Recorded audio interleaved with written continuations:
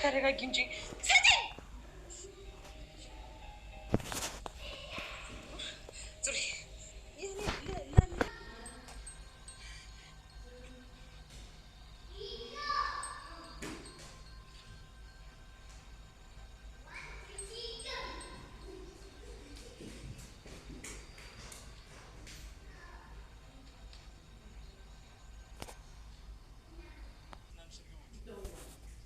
ትሰማኛለህ? ወንድሜን እንዳትነካው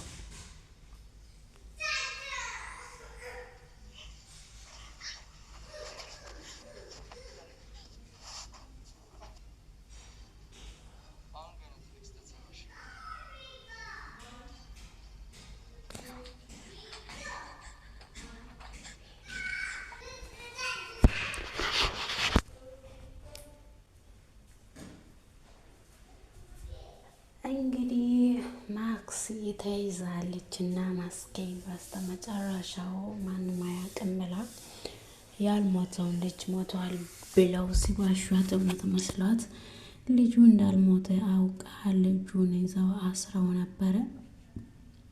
እብዶ ነው የምሰራው። ቅዱስ ደግሞ ወደ ቤታቸው መጥቶ ለሮዝ ወንድምሽን መጥቷል፣ ወንድምሽ ወድቋል ብሎ ከቤት እስከዚህ ድረስ ያመጣታል ማለት ነው። ሮዝ እንግዲህ ለቅዱስ ሁሉም ምግብ ወስዳ ትሰጣለች፣ ግን ከሷ ይሸሻል። ማሂን የተወሰዳችሁት ማሂን እንደዚህ ነው ያሰሯት፣ እኔ አንተን እፈታለሁ፣ እሺ ማሂንም እንደዚህ ካሰሩባት እፈታለሁ። እዚህ እንግዲህ ናታንን እንዳይገሉት ማክሲ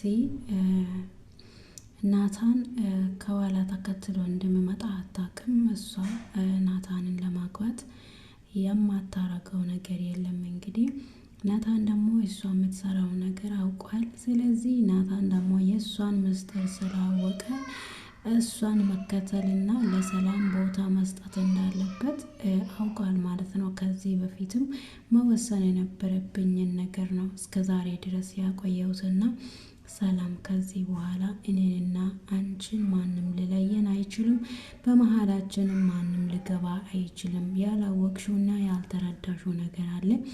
እኔ ይህን ነገር ጨርሼ እስኪመጣ ድረስ ሁሉንም ነገር ይነግርሻለሁ ይላታል። ከዛ በወረቀት ላይ ሜሴጅ ፖስታ ጽፎላት ወረቀቱን ከበር ስራ አስገብቶላት ይሄዳል። ከዛ አንብባ እያለቀሰች እያለች ሮዝ ትመጣለች። ሮዝ ደግሞ ሰላም ሁሉም ነገር ታውቂያለሽ፣ ግን ናታን የሄደበት ቦታ እያሰበው ነገር ሁሉ እንዲሳካለት ብቻ ጸልይ ትላታለች። በዛም እብዱ መጥቶ በሩን ያንኳኳል። ቅዱስ መጥቶ በሩን ያንኳኳል። በሩን ሲከፍቱት ሮዝ መሄዳ ስትከፍት ወንድምሽን መጥቶ ወድቋል፣ ወንድምሽ ሩጪ ይላታል ሮዛ። ሮዛ የሮጠች ትወጣለች። ሰላም ደግሞ ሮጣ ሄዳ በር ትዘጋለች። ከዛ ባብላ ማክሲን ታስገድዳታለች ማለት ነው። ስልክሽን ስጪ፣ እጅሽን አዙሪ፣ ምንድነው ያረግሽው ናታንን? እኔን ምንም ነገር ብታረግኝ እችላለሁ፣ ግን ናታንን አንድ ነገር ብታደርጊ እንደማልተውሽ ስጋሽን በዚህ ቢላ ቆራርጬ እንደምጥል እርግጠኛ ሁኝ ብላ ትናገራታለች።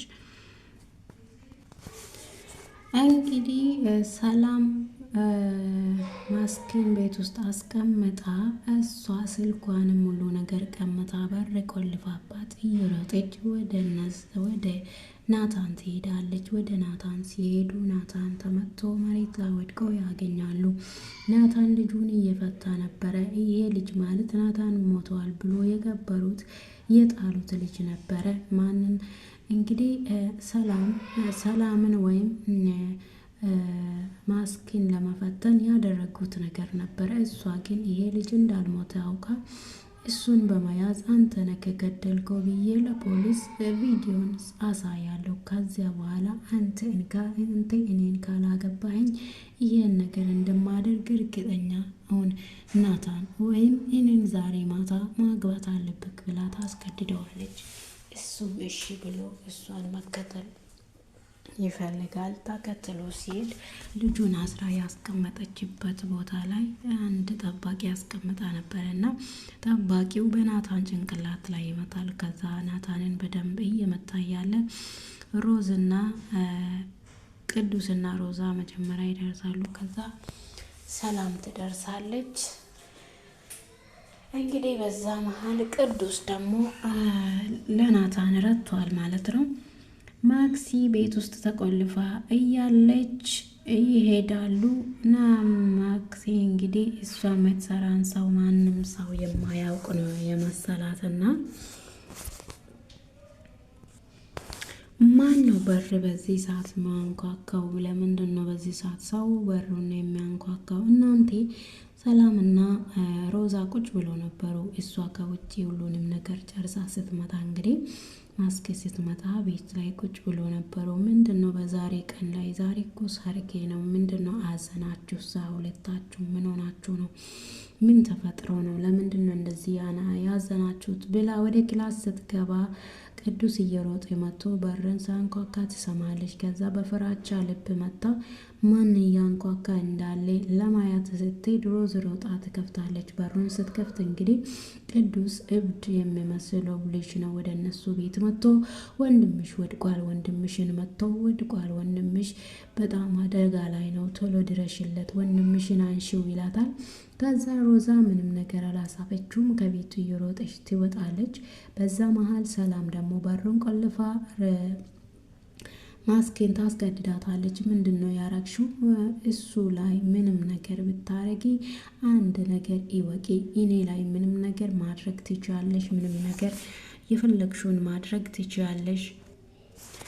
በናታን ከመጣሽ ግን እንደማለቅሽ የኛውን ነገር ታውቂያለሽ አይደለ? ትላታለች። እስከ ዛሬ ድረስ ፈርቼሽ ሳይሆን አክብሬሽ ነው ዝም ያልኩት።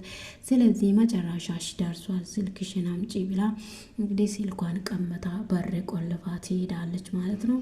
ሲሄዱ ናታን ተመቶ ወድቋል። ናታንን ከዛ አንስተው የታሰረውንም ልጅ ፈተው ወደ ቤት ይመጣሉ። ማስኪ እንግዲህ ቤሎዋን ስታዘጋጅ ነበረ፣ ሜካፓን ስታዘጋጅ ነበረ። ለሰርጓ ነው እንግዲህ ይሄ ልጅ